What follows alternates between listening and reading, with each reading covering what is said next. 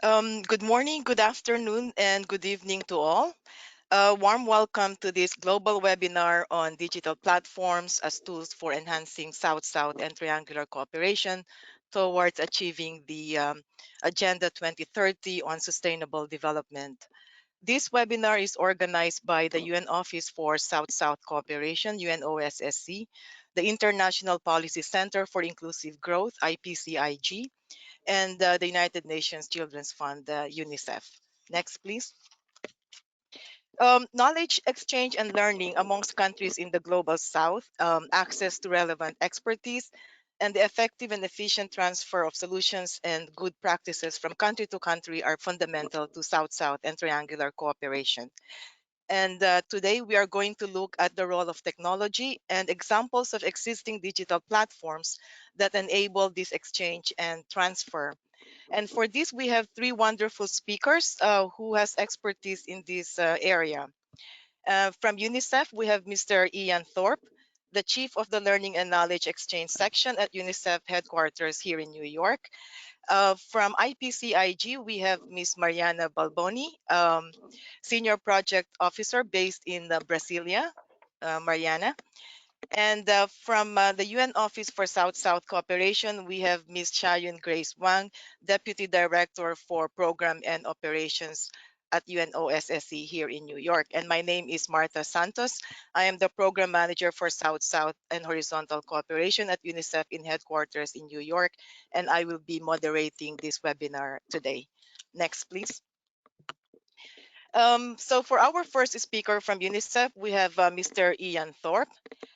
Ian leads a team responsible for development and implementation of organization-wide approaches, systems, and tools for learning, knowledge exchange, and South-South cooperation.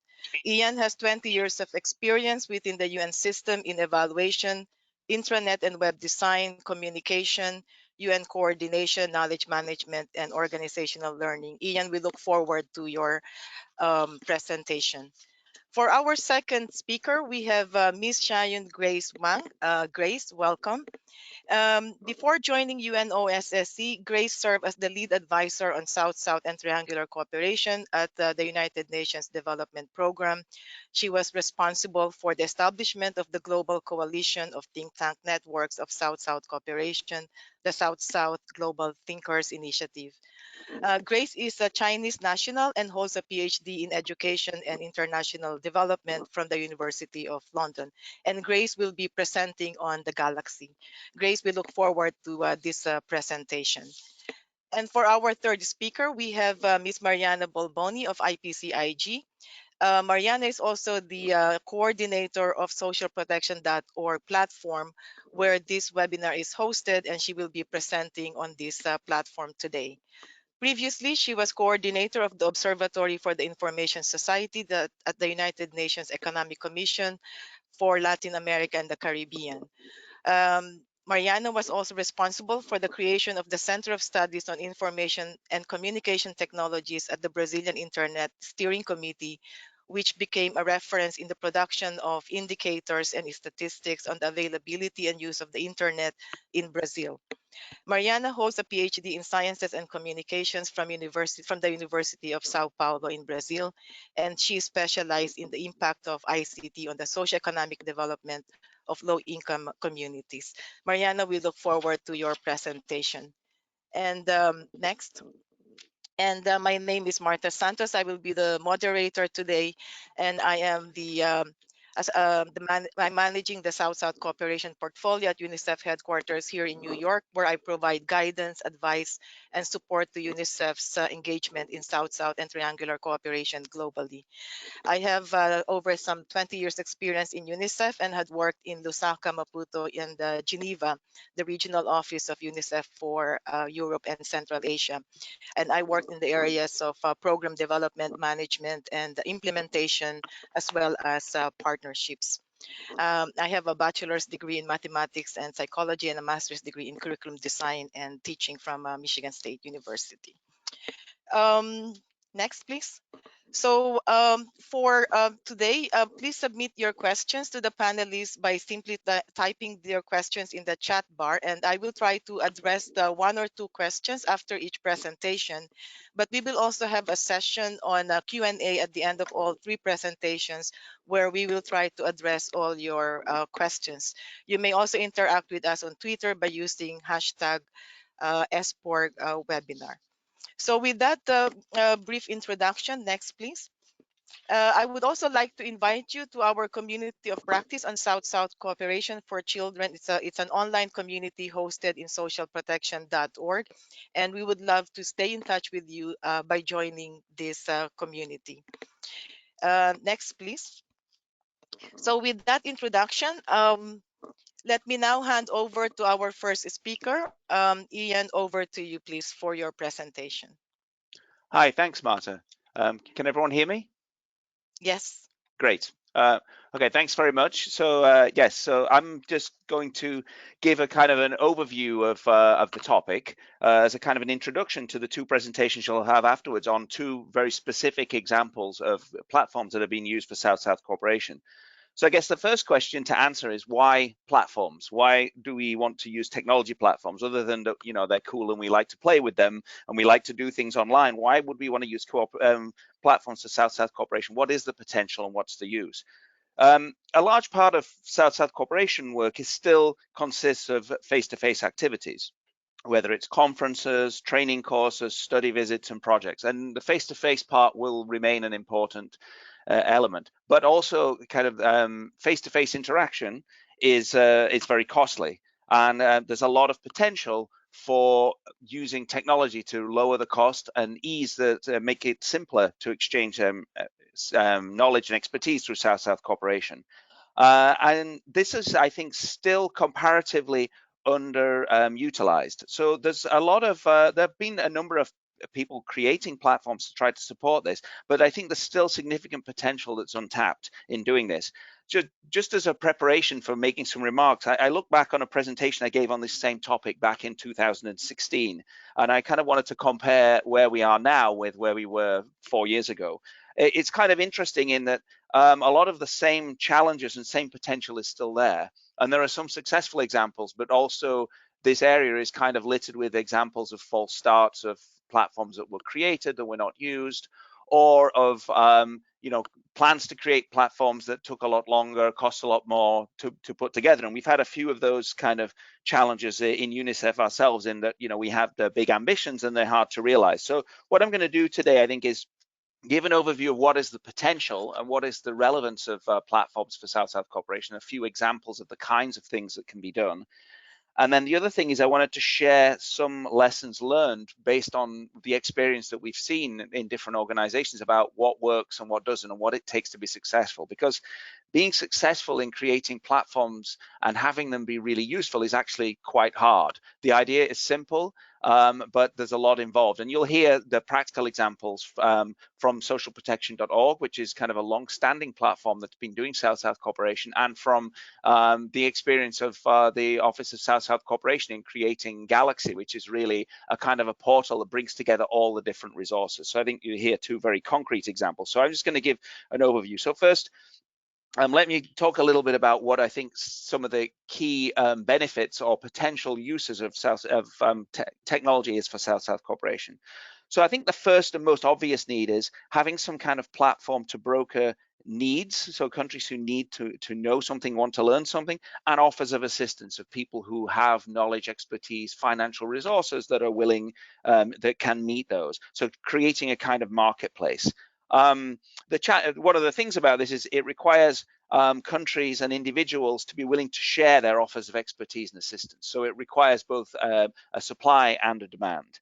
But this is one of the kind of main ways. And I think what's interesting here is quite often people just don't know where to find people who are out there. And there are some people who have solutions and they don't know who is the market for them. So really creating a kind of online platform can really help connect this.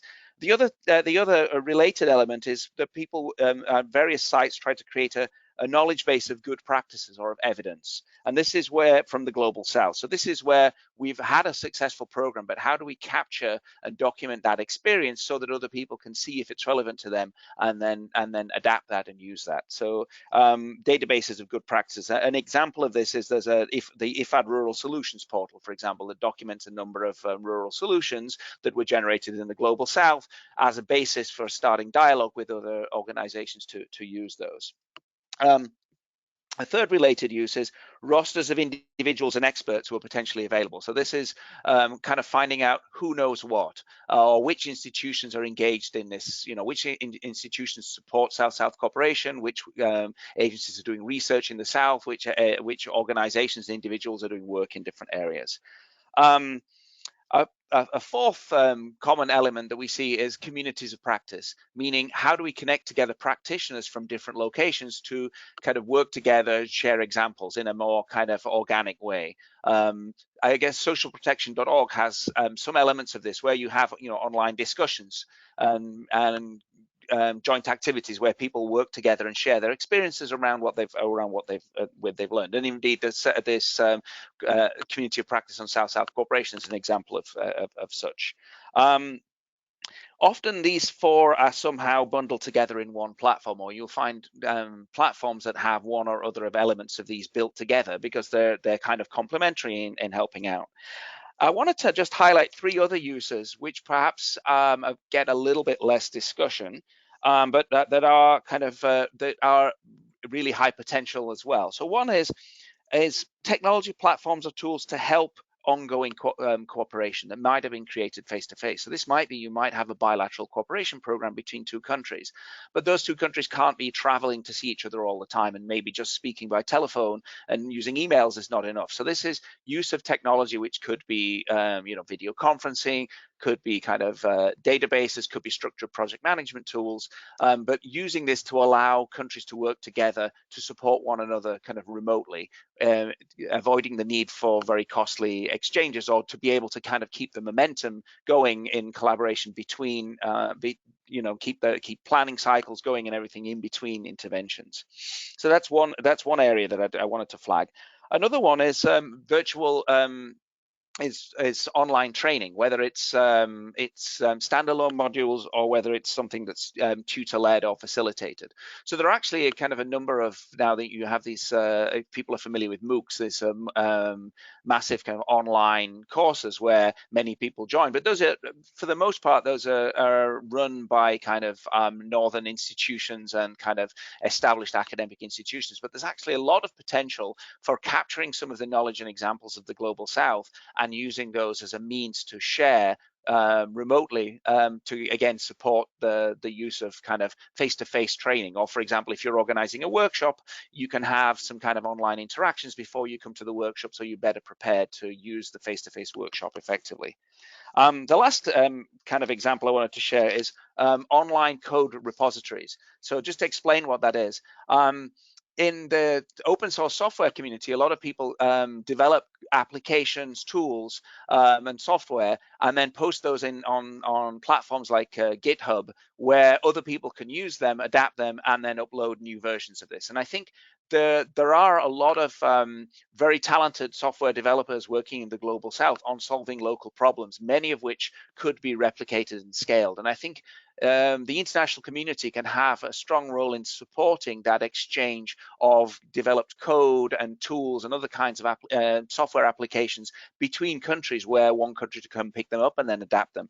And I know, for example, in UNICEF, we have the Rapid Pro, which is an open source software that was kind of led, the development was led by UNICEF, but it's actually open source and is open to development, and people are creating applications in that and then uploading them back to a central database where people can use that. This Rapid Pro is a system around using SMS-based or mobile phone-based data collection for a wide range of applications, from things like tracking supplies to delivery, project monitoring, getting user feedback, or getting community feedback using tools like uReport. So this kind of thing has a lot of potential, and there's a lot of software developers in the South who are trying to, or lots of different NGOs and others who are developing these tools, and there's a real benefit to kind of pooling that stuff and making it available, and also connecting the developers together so that they can solve problems in common.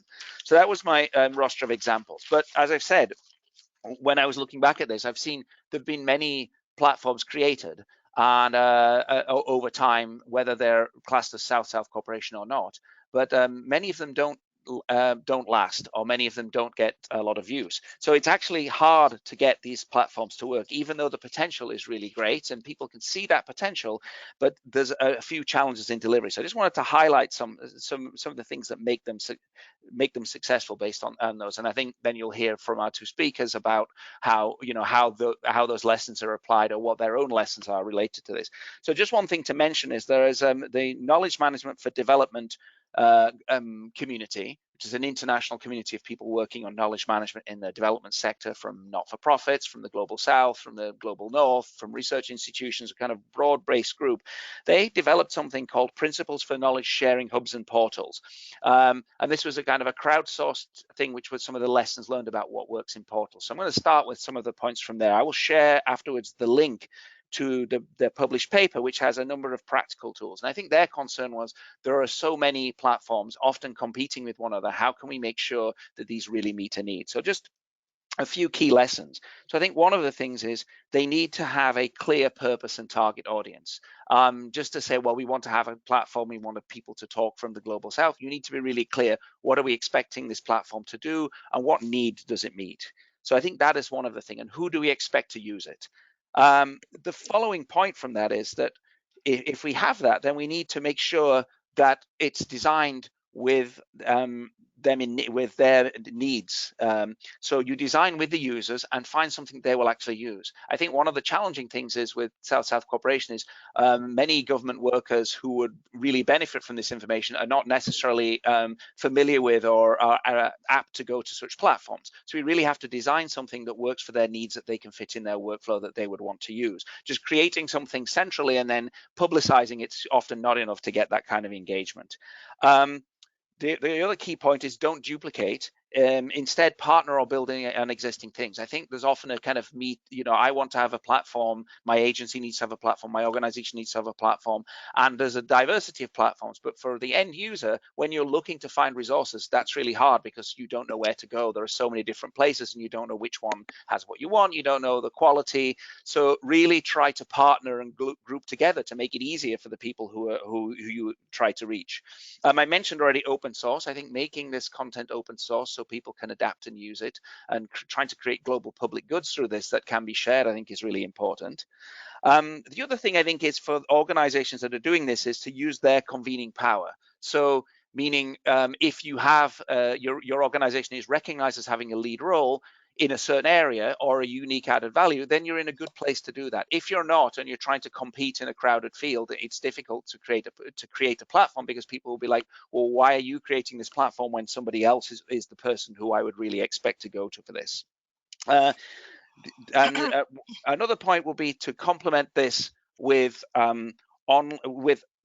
don't just have online interactions, but you need face-to-face or live interactions. So the face-to-face may be bringing people together for a meeting once in a while and using the two things together. The other part might be having webinars like this. So it's not enough just to have an online space if you don't engage people with it regularly and you don't talk to people and see them and build those kind of human interactions.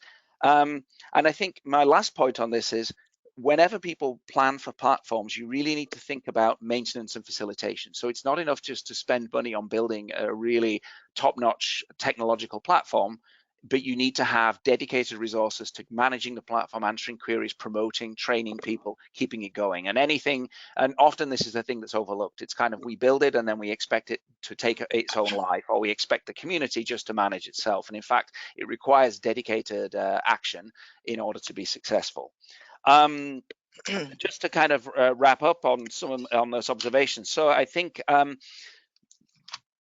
I've highlighted with this also kind of some of the challenges around technology use by partners and engagement, and then competition. I think those are the three things that really kill these platforms from being successful, is when we compete with one another instead of cooperating, and when we don't really focus on what technology is suitable for the partners and helping them to use it, especially if we're thinking that these partners are going to be used by frontline workers in southern governments and NGOs and so on, and the engagement to keep up with the engagement.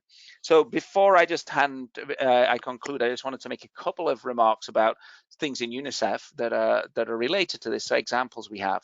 Actually, we've struggled a little bit with doing some of these things. We've had a few false starts, but there are a couple of really good examples of different kinds. And there's one promising thing that I want to tease, and I don't know if that's been developed by our evaluation office. So I mentioned already the kind of Rapid Pro code base, and I think that's got a lot of potential for kind of really sharing experiences on developing code and developing applications from the Global South. I think the other thing I wanted to mention is in our communities of practice, they're primarily internal, but we have several where they're really done together with partners externally. So you have this one, but we also use our internal platform, Yammer, together with websites. We have, for example, Wash in Schools, which is about putting water and sanitation in schools, which has been a kind of partnership with a lot of engagement from the Global South and kind of new people joining and new activity. And we have a number of these that are done by sector. The point on this is they're not usually called South-South cooperation. Am I running out of time? Yes, we are running out. Okay, I'm just about to. I've got what? Please, okay, so sorry. so the key point on this is that often they're not called South-South cooperation, but what's key is that they're actually engaging people from the Global South and are featuring content from the South.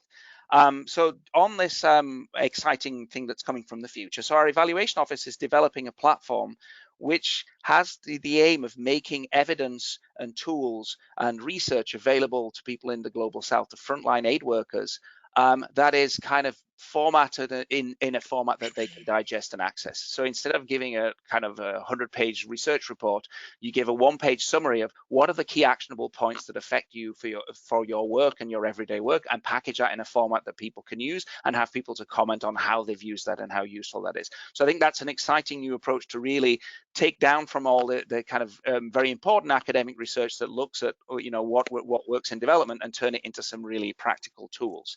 So watch this space. This is something that's going to be coming, and the first version of this is going to be launched in the first few months, and it's being led by our evaluation office.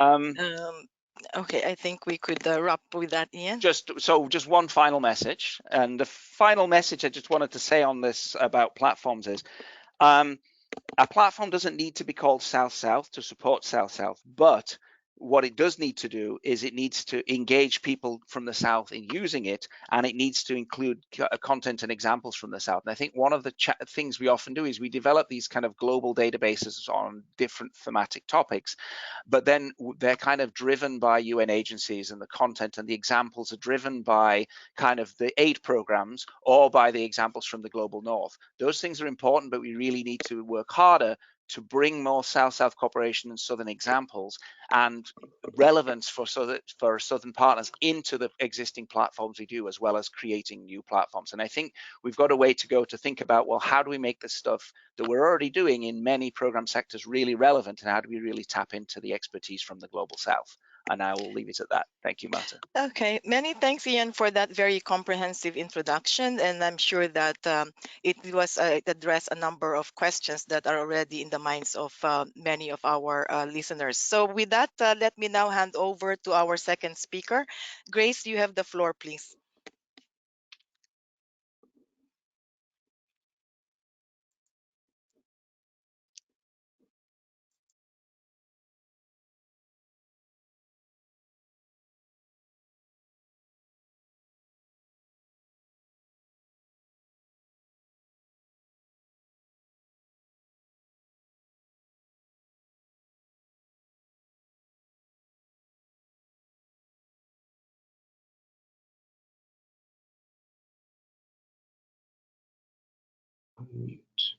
Okay, thank you very much, Martha.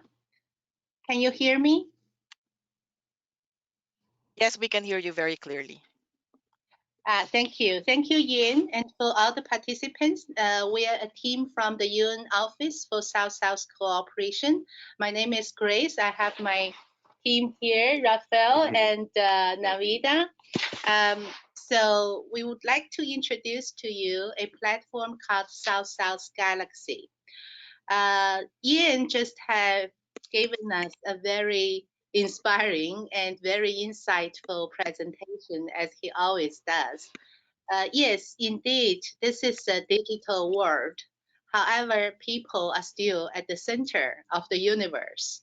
So this galaxy, let's not call it just a platform.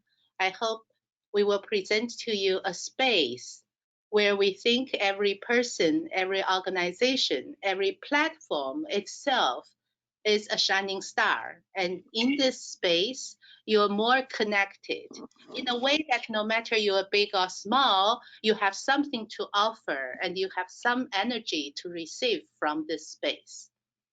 That is where we think South-South cooperation should move towards. Well, South-South cooperation has been there for decades. If you think about it, it has been advocating for some principles. For example, the most important one, horizontality. It never say that there is a donor or there's a receiver. It basically presents everybody as an equal partner. However, in reality, we all know there are countries big or small, their capacities strong or weak. So there is a hierarchy in play. Well, digital transformation, I think, is not just to make things faster or make things easier. It actually level the playground, present everybody on the same surface so that we can connect in a more equal manner. And that brings efficiency and also longer term development. So that's what is behind the thought of developing South-South Galaxy. Well, we try, we aspire to make it a next generation platform that can provide access to a wide range of actors, knowledge, information, and partners, and so that people can utilize it to have, minimize the barrier to enter into South-South cooperation. As I said, this is not just one star trying to shine over others. It is a galaxy that tries to be as inclusive, as connecting as possible, is a connector. And currently, all UN partners are having their, different knowledge sharing platforms. As Ian pointed out, some are very sector oriented, which has its own unique value. Some are very targeted towards their clients, which are also very needed. Then, as a UN Office for South-South cooperation, because our role is more coordinating, so we think, the niche of connecting everybody is there, and we should come in to fill it. We can't do it alone, so when we designed this platform, we worked with over 15 UN agencies and also partners from beyond UN agencies. It is very important, as Ian also mentioned, that content and users shouldn't be driven by development agencies or aid programs. So although our entry point is to work with UN agencies, we hope those agencies will be able to bring to us the partners that they work with, and then from there expand it into a really inclusive universe that everybody can, be actively engaged. We hope that this can be a one-stop shop, meaning that when you have a demand here, you can search and then multiple options will be presented to you. See if you look for hunger issue, then you will get, of course, solutions from agencies and partners working on agriculture, but you also come with, you can also get options from partners working on youth and children's rights. So this is a way that you cross-cut all the barriers of sectors and you come with multiple options for Southern partners to choose from and to adapt.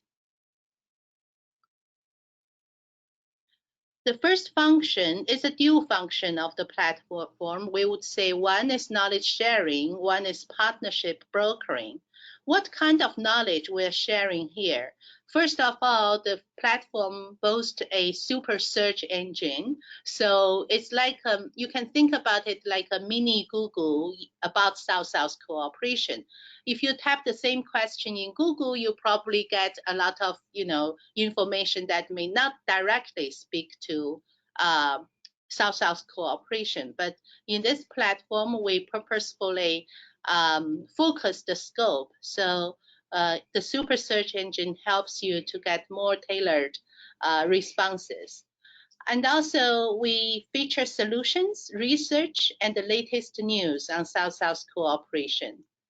In terms of solutions, many of you may have already participated in the submission of good practices of South-South and triangular cooperation for sustainable development. So for that, we have already launched the 2 volumes, and now we are moving on to the 3rd volume. So those solutions are being kind of quality assured and reviewed. And these would be also available in a digital format on the platform. But more importantly, we are no longer manually uploading solutions from a central point. All the users are generating their own solutions. Those are the users that using the platform to upload their solutions. But when they upload a solution, we also have a team here trying to help with some kind of advice and review, so that at least the basic criteria of a development solution is met. We hope that through sharing those solutions, we can directly connect you with solution owners and organizations. We're running a B2B model, not a C2C model, meaning that we connect organizations rather than individual users. Although, those organizations' accounts are held by individuals, and they are the one that will champion certain initiatives. We also integrated AI into this platform so that the machine can learn about your interest and your behavior to provide you most relevant content. Research. South-South cooperation has been developing very fast, but the knowledge framework about South-South cooperation hasn't been evolving as fast as, the development of the practice. So many of you probably have heard that our office worked with UNDP in nurturing the Southern voices, especially in providing evidence-based analysis to inform policy dialogues through the Global Thinkers Initiative. This is an initiative that connects about 250 think tanks across the developing regions.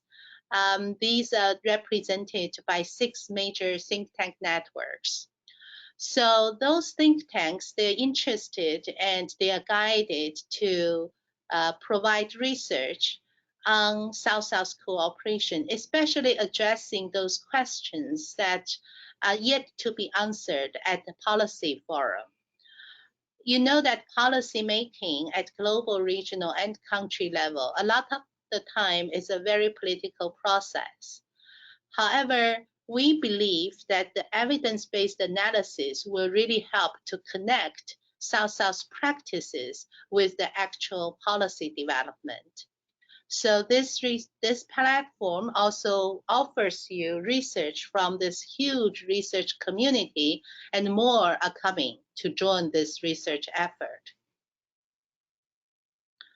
On this platform, you will also be able to learn what are the latest events and news that are relevant for South-South cooperation.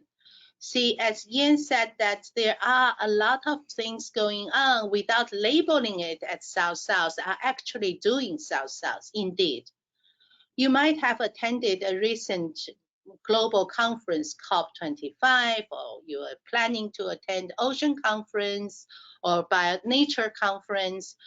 So this platform helps you to highlight what are the most relevant elements about South-South, at these conferences, and where you can meet partners who have similar interests from the Global South. Also, in the latest, you will find like training programs and curriculum. What is happening right now? Well, we talked about the first function, knowledge sharing. It connects very well with the next function, partnership brokering. What connects them are the real partners, the real participants of the platform. What we try to do is to make every participant, every partner organization shine as a star in this galaxy. Currently, the effort we put towards that is to feature a partner each month. If you are a partner of the month, we will help you to do a knowledge campaign to disseminate your experiences and to help you broker more partnership through the platform. So far, we have supported UNFPA, WIPO, UNV, South-South Network on Public Service Innovation, and UN Habitat. You need to let us know what is your priority and what is the prime time of your organization. For example, UNV choose December because it's UNV Day, Volunteer Day, and Habitat because of the World Urban Forum is going on this month. Yeah, so that way we help partners, not only familiarize with the platform, but also reach out through the platform to a wider audience. And through them, we also hope that they really bring in the partners beyond UN system who have signed MOUs with them, who have worked with them, to really come into this galaxy and do what they can to share, to ask, and to connect. Now, partnership brokering, what do you need in brokering partnership? It's not just introducing each other, shake hands and talk, and then like a party thing, and you go away. I think the real partnership brokering, we need to think through the whole business process of an end-to-end service. Yes, you try to matchmaking for them to be, more adaptable and can help each other. But you also advise them on how to adapt their solutions to the partner's context. You help partners to build capacity, and eventually you try to connect with some financing mechanisms. So let me, in a reverse way, present to you how this partnership works. Financing.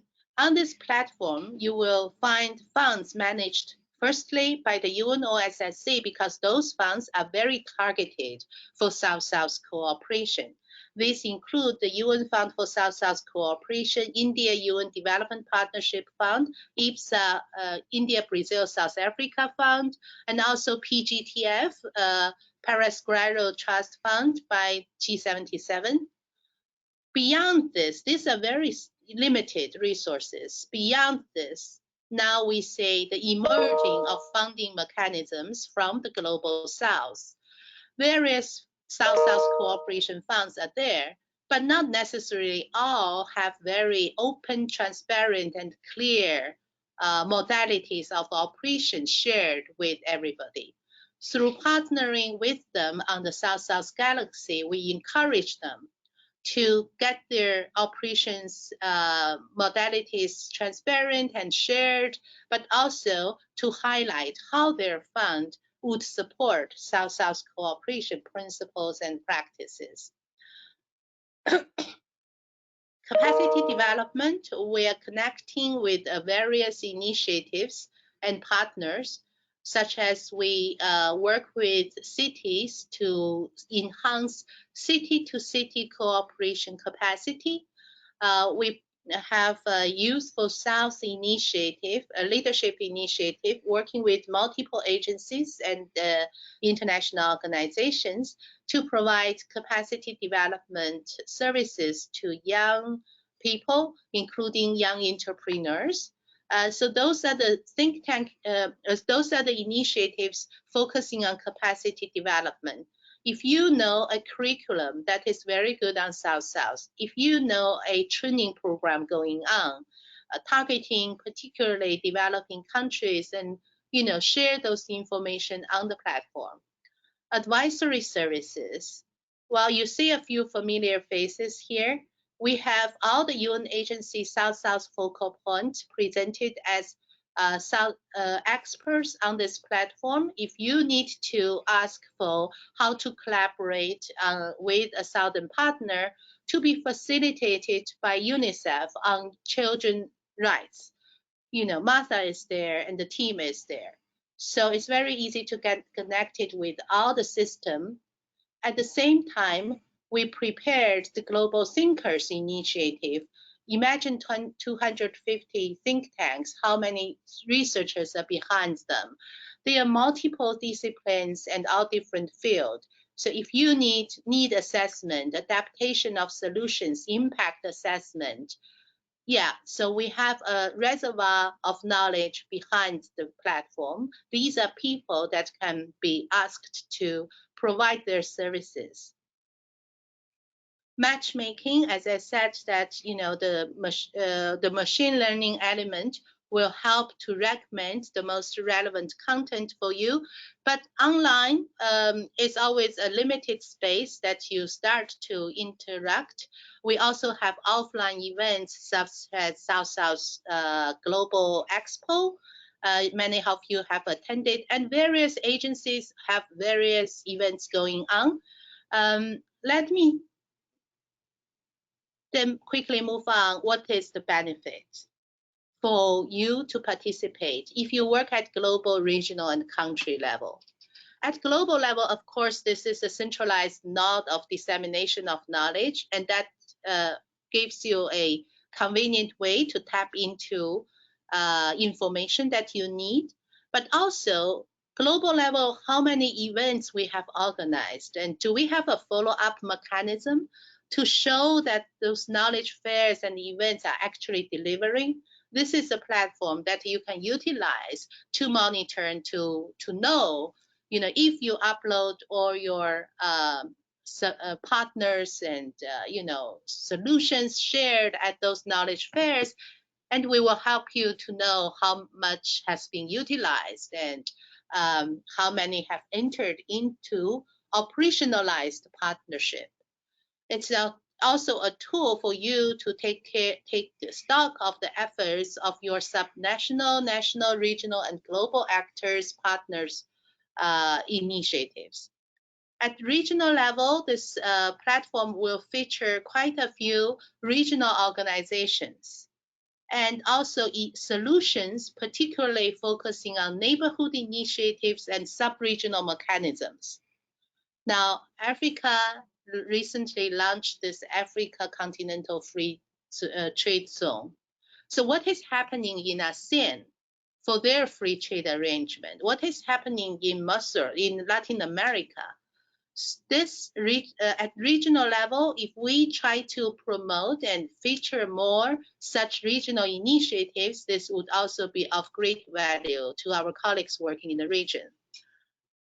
Country level, we plan to work more with national governments and UN country teams and other national partners, and these are most direct to work with each other. And of course, we need to connect country level with regional level in a way that many countries, for example, in Africa and in island states, may not have digital facility ready yet.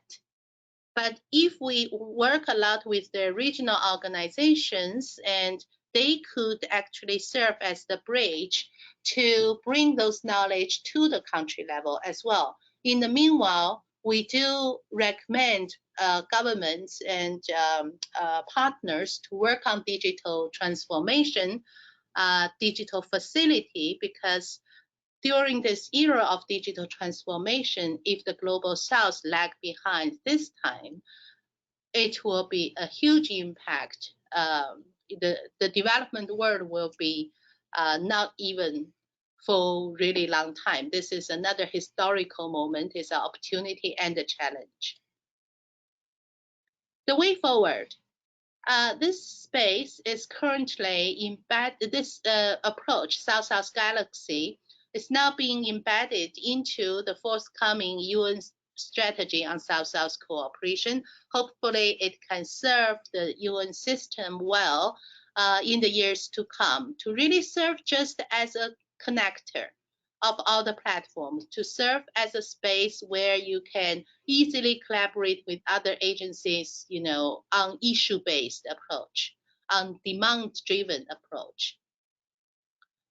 We currently already at certain point, like in December, reached about 10,000 users.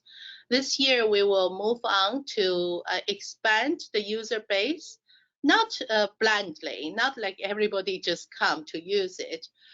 We would like to work with our UN agency as the first group of partners to expand to your partners, so that your partners can be more actively engaged in South-South cooperation. And we also would like to work with the RC system and UN country teams to see how we can utilize this platform to support the UN system effort on South-South cooperation. So I hope after this presentation, you would be interested to at least explore the website, www.southsouth-galaxy.org. And I want to leave you with a note, which is more philosophical level. This morning when I come to the office, I was thinking about galaxy. And then somehow this philosopher Kant, the famous quote comes to my mind. He said there are two things that forever fill his mind with new and ever more admiration and awe. One is to, reflect and steadily and gaze into the starry night over, up in the sky, and the other is to look into the moral law in his heart. So I think the way we try to work on South-South Galaxy is also to provide that starry sky for people who work in South-South cooperation, people who work in development, to look into, to find your people think alike, people can, connect with you, and to work for a better cause in a more free and equal manner. And that can lead development cause very far. So look into this galaxy and become a star together with everybody else. Thank you. Thank you very much, Grace, for a very comprehensive presentation on the South-South Galaxy. And indeed, it is more than just a digital platform. It is a digital space, as you highlighted. And it is a one-stop shop for the interaction on South-South cooperation. One question that Ian also raised earlier is how do we avoid duplication on a number of many existing platforms that are already out there. So one question is, how do you link up with other existing platforms that are already set up, so that we avoid duplication? The other question is more specific on the e-discussions that you do in the South-South Galaxy. How do you do the e-discussions? Do you want me to answer it now, right? Yes, please. Okay, thank you very much. First, I said that it connects all the platforms. First, how does it do this? The super search engine actually helps to, if you have one question, then when you search, it taps into all the database of the other UN agencies, okay. right? Number two is that we feature the agencies each month and help them to connect each other.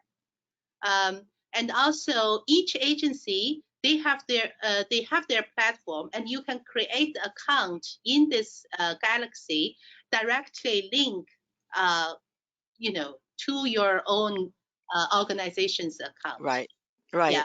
We also connect directly if a demand supplier, if somebody would like to request for some support, and then they found through the super search, let's think about user scenario. Through the simple super search, and they found, UNICEF, WFP, and WHO offering the options. Yeah, and then he can directly connect with you, connect with other. Right. Yes, we bring the traffic to the agencies directly. Thank And you. second, the e-discussion. The e-discussion function is currently hosted in the Global Thinkers platform, but is connected with Global South-South Galaxy. So how the e-discussion works, usually we do it most effectively before big conferences or events. About this, you basically have 3 leading questions posted on this platform, and then the network of thinkers will respond and discuss. We usually also ask one substantive moderator to help guide and facilitate the discussion. And at the end, a summary note will be provided. We did this for the Global Human Development Report. So on the question of inequality, and we received over 40 think tanks from across the world to provide their perspectives. And what is different from this e-discussion platform is here, people think in the, first about cooperation, South-South. So for example, on the topic of inequality, is the first time so many feedbacks are talking about inequality across countries. And in the sub-regional setting, how can South-South help one country to address this inequality issue through cooperating with others? So this perspective is new, and that is offered by this kind of platform. Thank you so much, Grace. May I remind the participants again to submit your questions via the chat on the side of your screen, and we will be addressing all your questions to all the speakers after the third presentation. This is a good segue now to move to the third presentation on socialprotection.org. Mariana, over to you, please. Marta, thank you very much. So hi, everyone. It's really a pleasure to be here. I'll be presenting to you a bit about the socialprotection.org platform, which is the project or the place that hosts this webinar that we are carrying. And I do believe you all know a bit about the platform already. But I'll give a brief overview, focusing a bit on how we are supporting South-South cooperation. We had beautiful insights from Ian and from Grace on how important and how useful it can be for exchanges and collaboration among South-South colleagues. No? So socialprotection.org was launched in September 2015, so we have almost 5 years of experience with knowledge sharing and capacity building. And we are a platform that works with effective social protection policies and programs. No? So we are focused, we are an example of a platform that is somehow focused on the topic of social protection, offering a different group of features and services. We are global, unbranded, we are member-based, and focused on South-South cooperation. We are a network of social protection practitioners and institutions, so then more than content and services, we are also a network of people exchanging knowledge and information.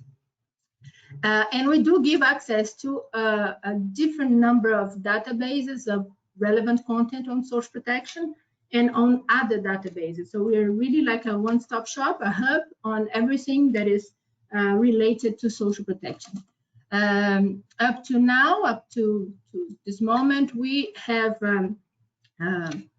more than 4,800 members, which have signed in the platform, and so they have access to our internal services like online communities, and they can upload and share their own content. As a member-based platform, we stimulate, we encourage our partners to be exchanging and changing and updating the information they have on their institutions or on the work they have been doing.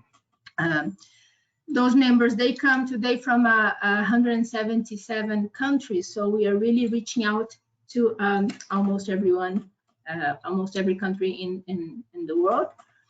Our audience, I mean, not our audience, but it reflects also our audience, but our members, they come mostly from the sub-Saharan Africa, which is one of our focus on social protection. I mean, projects on social protection have today a focus on the sub-Saharan Africa and on some regions of the Asia Pacific, followed by Central Asia and Europe, and then Latin America. So those are the main regions where our members come from. We do have a lot of details on, we have a big number of policymakers, a growing number, but we do also have a lot of international organizations. I mean, there's, it's a whole different group of specialists, practitioners, researchers, international organization, colleagues, other consultants or other interested people, NGOs, and especially governments. I mean, we focus a lot on the application and governments. Here are some of our partners, and partners are people that are organizations or colleagues with whom we work more or we have a special relationship. But we do have more than 1,300 stakeholders. Our stakeholders, what we call stakeholders, are organizations, institutions, or projects that enter in the platform. Every time you enter the platform, I mean, you relate yourself usually to a stakeholder, and then we can have special areas in the platform where we can aggregate all the activities of that stakeholders, which is also a way of promoting their work, you know, like we consolidate that information. Just to give you some numbers of the platform so far, so we do have more 5,494 publications. So I mean, we have a big number of related publications which are all reviewed. So once you upload the publication in the platform, or if we do it ourselves from our team, this publication goes through a revision to make sure if it's well classified. We have a detailed taxonomy that allows you to search for exactly what kind of information, what kind of cross-cutting area or type of program profile that you're looking for. No, so it is. I mean, in the publications, this section includes different content, documents, but also some different, you know, databases, infographics, some multimedia content like, you know, PPTs of presentations, videos. There's some more documents on this publication section. Online communities are really, really important too for the knowledge sharing and the exchange of experiences among members. So we have a tool that is open to everyone that allows inside of the platform to have this closed spaces where you can have a discussion forum, our own set of documents that are uploaded, announcements, a calendar. So, I mean, it's a space where you can share information, or, for example, as Ian mentioned, you know, you can do follow-up of projects, you know, you can work as a private group. Some online communities are private groups for a specific, with a specific objective for exchanging information. Some online communities are open communities or a repository of documents. For example, our South-South Cooperation and Children online community. It can be open to everyone. You just have to apply, you'll be accepted, and you'll be able to participate. I mean, it's really a space of exchange. We do have today over 52 communities. I mean, some are more active than others, and it depends a lot on also what was mentioned. You know, having a clear purpose or having human resources to moderate and engage participants. But I will talk more about it a bit later. Webinars are one of our, let's say, main services. We are very known by our webinars. We host them usually once a week, every Thursday. And so far, we have hosted 116 webinars with 5,600, more than 5,600 attendees or people that followed the webinars lively. So, I mean, we've been reaching to a lot of people with this specific topic. Well, so far, we've had a big number of YouTube views. I mean, so it's quite important to know that we can also we record our webinars. So if you cannot follow it lively, you can always come back to it, and we have thousands of YouTube views too. E-courses or the online courses is something that we have started doing 2 years ago, and it's been going very well too. So besides hosting and having a database of online courses, I mean, the platform has a different database of different services all related to social protection. We do develop and host our own online courses. We have offered 9 courses so far, and we have been working on some new developments. I mean, the courses we have hosted so far, they were all tutor-led. So, and they were developed with, you know, a time frame and a tutor to guide, and the beginning and the end, always with collaboration of, you know, the FAO or the Transform or some colleagues from UNDP, UNICEF, or a big old project. And now we are working on some self-paced courses that would be available in the platform for the public, you know, in any time. So, I mean, there's some news on online courses.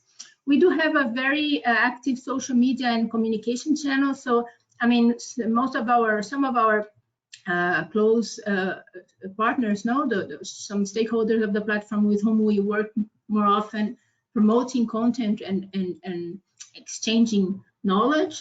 They do take advantage of our communication channels to disseminate their work, their publications, to, you know, or anything new or updated that's happening on their institutions. So we have more than 5,000 members on Facebook, more than 3,000 on Twitter. So I mean, it's quite a big network, and with active information,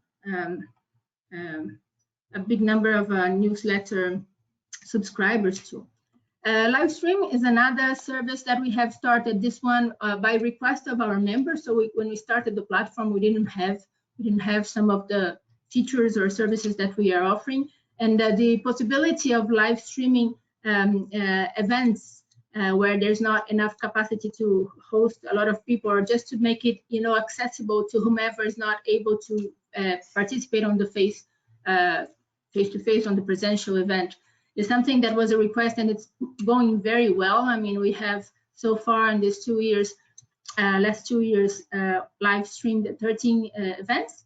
And besides the opportunity of giving the participants the option to watch the event while it's going on, all these events are all also recorded. So we have it in our database. You can find them in our YouTube channel. So you can go back and watch them. Sometimes it works well also when you have, you know, events with more than one stream that occur parallelly at the same time. So then you can kind of watch it later. I mean, something that has been happening. Besides that, I mean, we do have another big old set of other features, and I don't want to go too much into details. I really invite you to navigate on the socialprotection.org platform. You don't need to become a member to access most of these contents, but once you're a member, you'll be able to upload content and participate in some of our communities and other discussions, our social space. So we do have like a blog feature where we have at least weekly blog posts that have been, I mean, of quite recognized too. We are always sharing updated news. We have quite an extensive and updated jobs list. It's a page that is an area that is has a lot of visitors. The announcements for jobs. Program profiles is also, I mean, we have a section in the platform with a template with detailed information of different social protection programs around the world. And this is something that has been growing a lot too. I mean, some of our partners are deciding to publish their program, the mapping or the result of their mapping and new program and the exercise they do on their own on program profiles into our database for the program profiles. And that's very good. I mean, social protection has been being able to create all the synergies and to support the collaboration among different organizations. We have a glossary on topics related to social protection. We have a calendar of events, and I mean, there is a lot of other things happening and going on.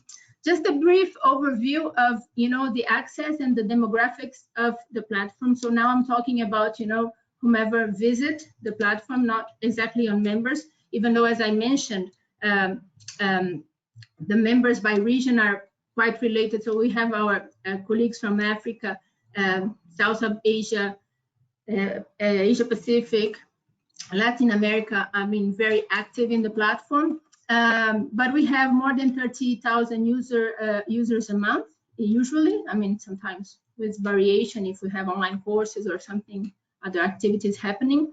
The cities where those people come that are more often, I mean, that we see more often are the United States, Nigeria, Tanzania, United Kingdom, and India. I mean, so there is a mix on North and South colleagues. There's some active cities also, you know, Lagos in Nigeria, Dar es Salaam, Tanzania, Chicago, Lusaka in Zambia. So, I mean, some specific activities, or in the case of Nigeria, for example, there was a blog post that was published in a moment that they were going through some elections and discussions on health and social protection in the country that became really a hit. And then, I mean, explosion of accesses from Lagos. I mean, there are some specific things that happened. This is an overview of our month of January. The access comes a lot from women, a bit more than men. The platform is translated in 3 languages, so it's available in French, Spanish, and English. And there are contents in other languages there too available, but the description is in English. So we can see still that English is the main, I mean, it's the main language. We work a lot in English. It's a bit easier to reach out to more people. And relating to age, I mean, most of the users, they have in between 25 and 34 years old. So how are we supporting South-South cooperation? Now, this to stress some of the things that we have already been saying and discussing in this webinar, but I mean, we have been promoting synergies and collaboration among institutions. So I mean, the way we kind of overcome overlaps or doing the same thing again and making sure that everybody that is in this world is connected and knowing what's happening. Being an unbranded place to host multi-agency and partners projects. So I mean, as an unbranded platform, we have been hosting different projects that are multi-partners projects. So we are like a good place to kind of host these initiatives. We have been promoting substantive discussion and capacity building. We have been disseminating updated information on social protection, fostering the transfer of knowledge, and building a social protection community, as I mentioned. So all of that is somehow helping the South-South cooperation. We had some highlights last year. I'm going to go a bit quick on them, but I mean, last year we besides hosting the partners, the webinar series that come a bit from demand, as a demand from our partners, we have developed a Universal Social Protection webinar series that had a good attendance, and it was an experience that we did from our team, from inside. And at the end, we also had a Policy in Focus magazine. So that webinar series became also a publication, and that was a nice result. We had a couple of live streams with a lot of audience on the Asia Pacific Social Protection Week, on the International Conference on Resilient Social Protection for Inclusive Future, and ILO Social Protection Week. We had a couple of courses, the FAO courses, the Transform, as I mentioned. we had like one of the webinars that we wanted to highlight. I mean, that took place in the first semester of 2019 in collaboration with ODI and DFID, where we had 175 attendees. I mean, so that's quite a good number with more than 400 people registering. So it's really something that, I mean, usually we have 60 to 80 attendees per webinar. So this was really a good success. And last year, I mean, we also presented many technical developments. We presented, we delivered a new home, a new layout in the platform to make it more accessible, with an interactive map to make it the navigation easier. We launched the social space. We made different upgrades on our online communities. I mean, we are constantly working on developing, and this is some of the lessons learned on knowledge sharing platforms. I mean, you have to be always up to date with technology because it moves quite fast. So as I mentioned, I mean, this is a couple of lessons learned, and I'm getting close to the end, but it's important. And then I think I have to go through this. That being well informed about users' demand is a must in the way that we work. You know, I mean, we have to know what is happening with our audience, with our members on the social protection scenario. Adaptability and flexibility are needed when catering to a global audience. So we are working with a global audience. We promote webinars that, you know, occur with people in different time zones. We have meetings that are from, you know, so we have to have the sensibility to national, regional specificities, but also with the timing and the possibilities, you know, the agenda of different countries. Online communities, which is one important tool for the knowledge sharing, the capacity building, the exchanging of experience. They do require, as mentioned, a clear purpose and engaged administrators, because if you don't have people really fostering the discussions, uploading updated content, managing the activities, it won't kick off, it won't happen. It needs interaction from humans, no?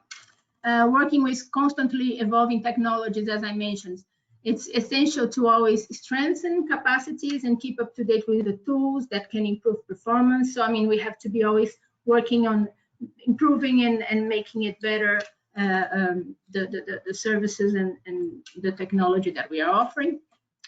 But at the same time, technical developments must be incorporated on the platform smoothly to make sure that users understand the improvements. So then, I mean, when you make big changes suddenly, you might, you know, confuse the members and the users. So we have to see how to work with it. It is important to conduct accurate and consistent monitoring of the platform progress. This is for any project, but, you know, for such a global, you know, exchange platform, it is quite important. The platform is increasingly being used by policymakers from the low income countries and the medium income countries. So that means that translation and provision of content in multiple languages are important. That's why we have translated the platform to other languages, as mentioned. And then, I mean, connectivity is still a challenge for low-income countries. So always when working with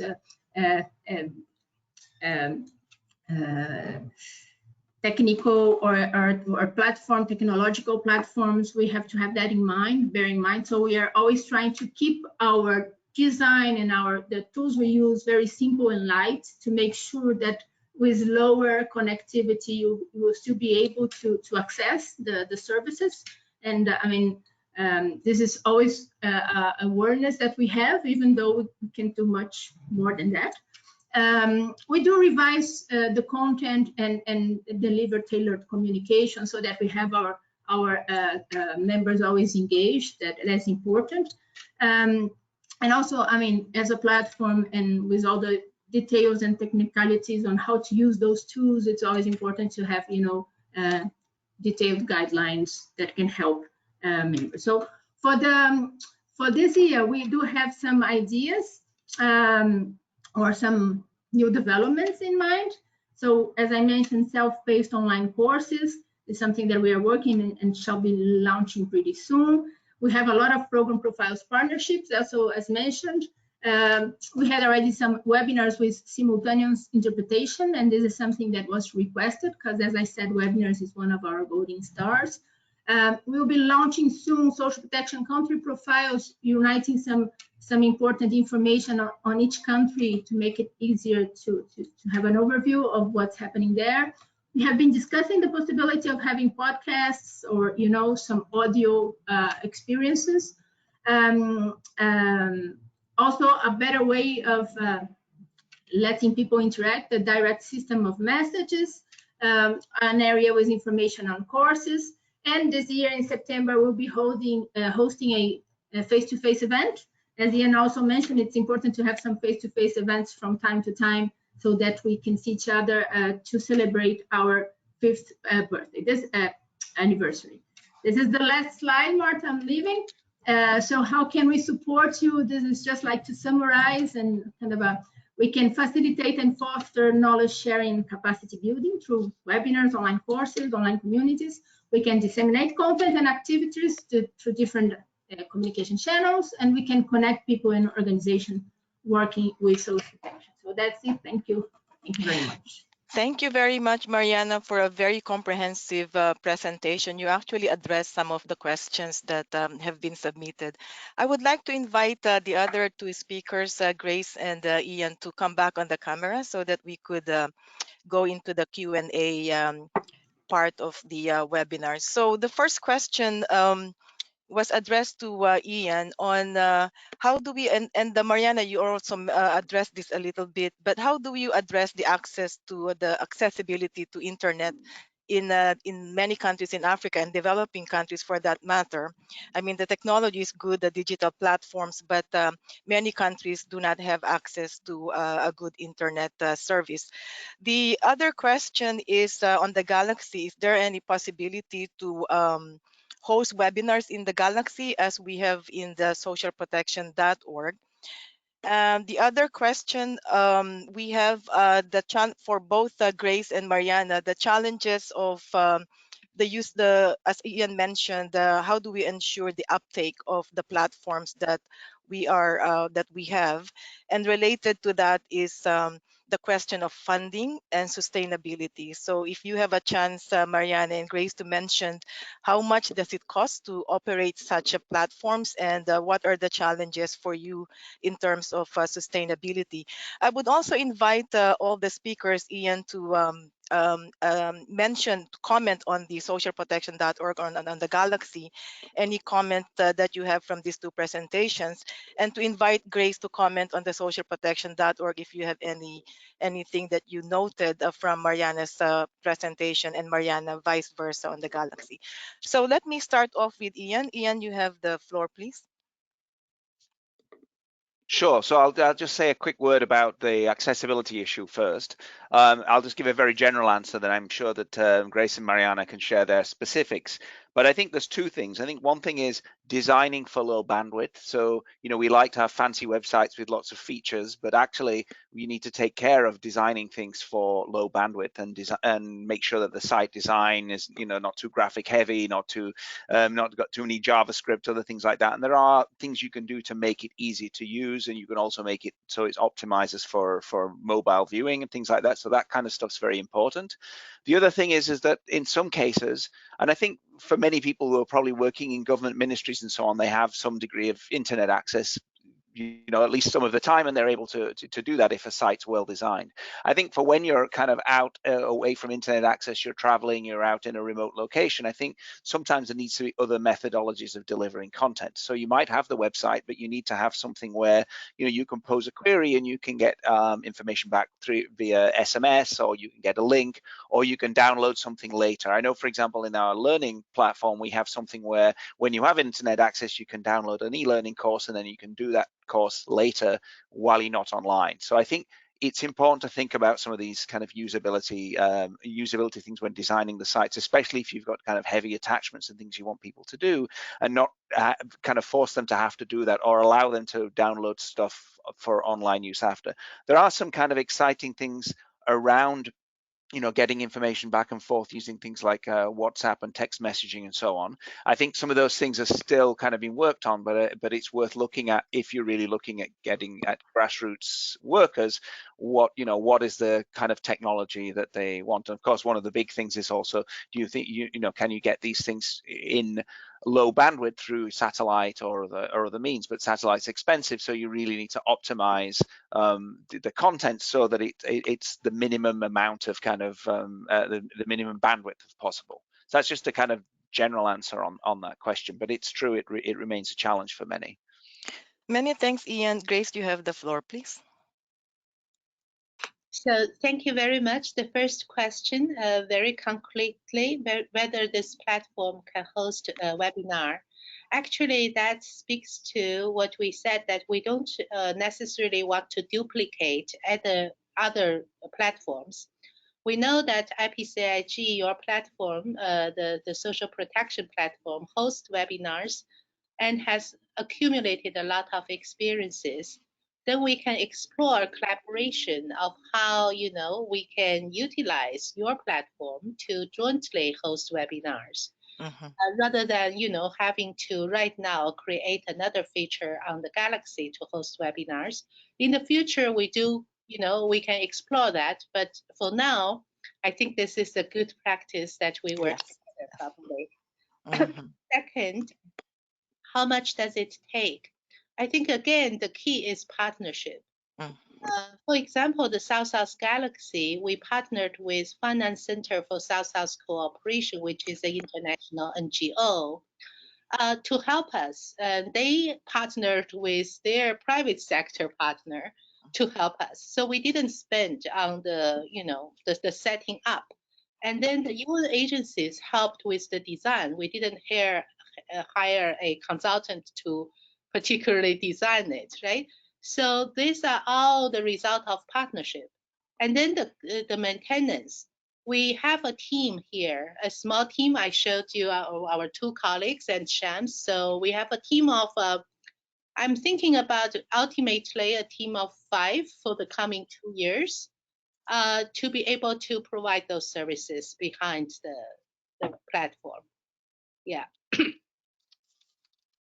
Thank you very much, Grace. And on the challenge of the uptake of the Galaxy, do you, even at this early stage, what are the efforts that you are doing to make sure that there is a good uptake of this service? And do you foresee any challenge? I think for any platform, people have expectations. So the thing is, the expectation of the Galaxy to be inclusive, we have achieved that. Most partners feel that they are very, included and they have the ownership, and we're not duplicating or replacing them. Now, to make sure it's functional, it's operational, meaning that partners, they are matched to another partner and then they deliver results together. And that takes time. And in the meanwhile, we're trying to provide support to a few who can be the early success, so that you convince people that these things take time, but still there are concrete results coming out of the matching. Okay, thank you so much, Grace. And then over to you, Mariana.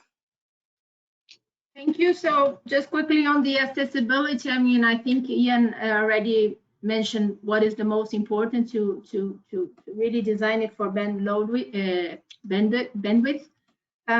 We do, just to kind of specify a bit on, for example, on e-learning, whenever we have videos, for example, we also have the transcripts, written transcripts. So if in the country they're not able to access the videos because of the connectivity, there's a way of being able to participate and to conclude the course. So this is something we do on the e-learning, on webinars. We use this tool, the Citrix, which is the one that was the lowest that we were able to use. So we have done a complete research on which are the tools and options we have to have light services. And also, like in the platform, we redirect our content, we don't upload most of the content in the platform. I mean, whenever you want to disseminate a content and you upload it in the platform, actually you create a page that redirects to the content where you have it. So we are redirectors, so I mean, content is not that heavy on the platform. So, but we are always struggling and trying to make it more, easy to navigate, and we do have issues that we have to work on. On the uptake challenge, I mean, it is an update. When we started, I mean, there was not, I'd say 5 years ago, I wouldn't say that there was this belief that the platform would be able to kind of become really a reference on the social protection arena. I mean, there was other sites or platforms or organizations working more strongly with it. But I mean, it was already at first, it was already a demand from a group, from the SPIECP group. It's the Social Protection Interagency Cooperation Board. So there was already a lot of partners, not only from UN, United Nations agencies, but international cooperation agencies, NGOs, that wanted to have this unbranded place. So it's important to have a motivation and objective. So a place to host these projects that were multi-agency. So there was already this possibility. And then, I mean, we have been always working closely with our partners, trying to assess their needs. We have satisfaction surveys. We are always in contact to know how we can support, what we can improve. So I mean, it takes a lot of effort to attend the demands and to be in close contact with the stakeholders. And I think that once you kind of start delivering and having good results, that makes it easier to keep on going. On the sustainability side, I mean, as I said, it was a demand from a group of international organizations and donors and other institutions that work with social protection. So there was a pool of organizations that got together, and but mainly the Australian cooperation, development cooperation, DFAT, and GIZ, the German development cooperation, that have been funding the project from the beginning. So I mean, we do have like a basic funding from the beginning to maintain the services, and then some of our activities. I mean, all the content we offer is for free, but some of our activities, they do have a cost. For example, the online courses. So then we have specific projects, with FAO, with OECD, with UNICEF, UNDP. We have different other partners that have somehow also funded the platform. But to keep, the platform running with these resources, we do have a team that is away. I mean, we have around 18 people that are working with me. So we do have a big team. It's not easy to do all those, and they do have a cost. And I mean, sustainability is always an issue. I mean, we have at this moment, we have resources and everything is running well, but we never know in the future how it's going to go. But I think as we are delivering good services, hopefully we're going to have webinars in collaboration with the South Cooperation Office. So then, I mean, hopefully we're going to be here for a long time. Well, thank you to all for such a wonderful presentations and very comprehensive ones on the Galaxy and on socialprotection.org. I invite all the listeners today to connect with UNOSSC and with IPCIG on how you could collaborate more with these two. One is the digital space, and the other one, we have the socialprotection.org platform. It is true that all our speakers referred to the practical value and usefulness of such platforms, the importance of partnerships, and the fact that these platforms need to be demand driven so that it addresses the needs of the practitioners. So those are some of the lessons learned that we have heard from our speakers, and wonderful presentation on the Galaxy, very comprehensive, and on socialprotection.org. Before we close, I want to thank our colleagues from socialprotection.org. Mariana mentioned that there are 18 people in her team, but we do have the colleagues who are providing the technical backup support for all these webinars. Very excellent support.